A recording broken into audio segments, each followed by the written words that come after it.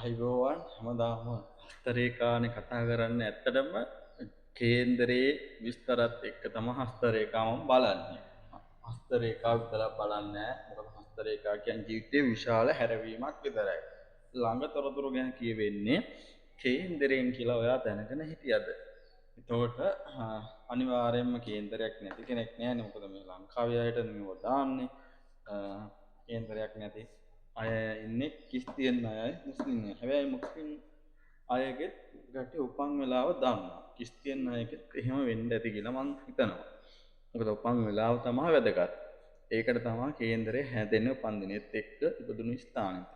එතකොට මෙහාට මෙන්න මේ කේන්දරේ බලන්න මීන ලග්නිය කේතු ඉන්නවා මේෂයේ එවැන්නේ කුම්භේ ඉන්නවා ශනි චන්ද්‍රයත් එක්ක වක්‍ර වෙලා තමයි ඉන්නේ. චන්ද්‍රයත් එක්ක ශනි ඉන්නවා කියන්නේ එක මහාන යෝගයක්. එයාට පෙර සංසාරේ ආත්මවල තනියෙන් හිටපු අය බවුන් වඩාගෙන හිටපු අය තමයි මේ ශනි චන්ද්‍රයත් එක්ක. එතකොට මේ ඒ රාෂ්ටකයේ ආරම්භ වෙලා තියෙන 2027 7 වෙනි මාසේ මෙහාට මේ ඒ රාෂ්ටකයේ යනකොට ගුරු මහදසාව. ගුරු ඉන්නේ 9 වැන්නේ. එතකොට මෙයා උපාධි දෙකක් කරන කෙනෙක්. එක උපාධියක් ඉවරයි. මේ ගුරු මහදසාව ලැබලා තියෙන 9 වැනි ඉඳි දැන් දෙවෙනි උපාධිය යන්නේ. එතකොට 2024 9/26 වෙනකොට රහවුගේ අන්තරය ආරම්භ වෙලා තියෙනවා. රහවු ඉන්නේ මේ කොටුව තමයි 8 වැන්නේ. ඒ කියන්නේ අපි ආයුෂ ගැන කතා කරන තැන 2027 2/19. මෙන්න මේ රහවුගේ කාලයේදීත් ඒ රාෂ්ටකයේ දැන් මෙතන ආරම්භ වෙලා නැන්නේ. එතකොට 25 තමයි ඉවර වෙලා තියෙන එක ඒ රාෂ්ටකයක්.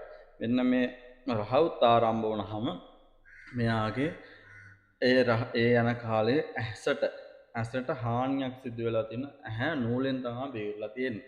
ඒ රහවුගේ කාලේ. එතකොට රහවු කියන්නේ නොපෙනෙන ලෝකය. ගුරු රහවුත් එක්ක යන කාලේ. එතකොට මෙයාගේ ඇහැට මේ රාෂ්ටක කාලේ ගැටලුවක් ඇතිලා තියෙනවා. මොකද මේ ශනි තුන්වැන්න දකින්නවා. මේ තුන්වැන්නක් දකින්නවා. එතකොට මෙතන අපේ දකුණු ඇස ගැන කතා කරනවා.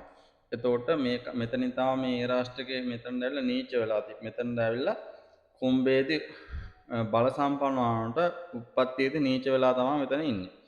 එතකොට මෙයාගේ මේ රහවුගේ අන්තරයේදී ගුරු මහදසාවේදී ඇසට ඒ රාෂ්ටකයත් එක්ක ඇසට හානි වෙලා ඇස බොහොම අමාරුයි ඔපරේෂන් එකකින් බේරගෙන තියෙන්නේ.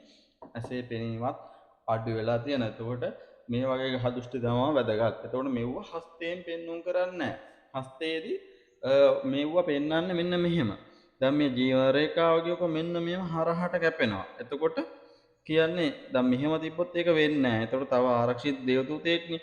මෙහෙම කැපුණාම කියන්නේ මේ රේඛාව නැතුව මෙහෙම කැපුණොත් මෙන්න මේ අදින් බන්න මෙහෙම කැපුණොත් හදිසි අනතුරක්. නැත්තම් අසනීපයක්. වෙලා ඔපරේෂන් එක. ওই කාරණා දෙක ඇර වෙන දෙයක් වෙන්නේ නැහැ. ඒක හරහට රේඛා කැපෙනවා නම් බොහොම පරිස්සම් වෙන්න ඕනේ. ඔන්න ඔහොම දෙයක් විතරයි හස්තේ පෙන්눔 කරන්නේ. ජීවිතේ විශාල හැරවීමක්. එතකොට ඔයාට යම් දෙයක් දැනගන්න ඕන නම් විවාහ ජීවිතේ, ඔයාගේ ව්‍යාපාර පැත්තක ඔයාට ඔයාගේ වෘත්ති යනවා, රජයේ රැකියාව, බිස්නස් එකක් විශේෂ කාරණාවක් දාලා අත ගැන අහන්න. අත දාලා අහන්න එපා මාන් ගැන කියන්න කියලා. මොකද මට වරම් බලයක් නැහැ නේ ශාස්ත්‍රානුකූලව යන ගමනක්. එතකොට මේක ඍෂිවරුන්ගේ විෂයක්. මේ හස්ත රේඛා නිර්මාණය කරන්නේ සමුද්දික ඍෂිවරයා. එතකොට ඒ ඍෂිවරයා තමයි මේක ලෝකෙට දායාද කරන්නේ. අපි සංසාරේ කරපු කර්මය මෙහිම හරි දැනගන්න තියෙන ලොකු දෙයක්නේ.